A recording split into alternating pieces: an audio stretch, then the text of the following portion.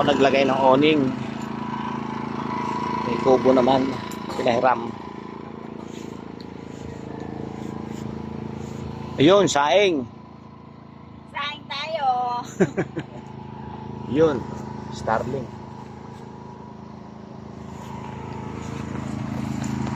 Dito siya nakasaksak. Sa power bank. Kaya naman.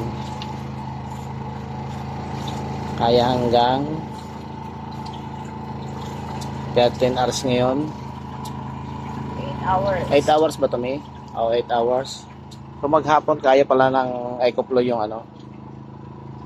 power na Starlink. Kaya goods na kahit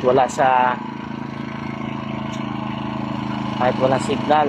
Tapos generator, mamaya dyan tayo kuha ng power pang charge doon sa Starlink.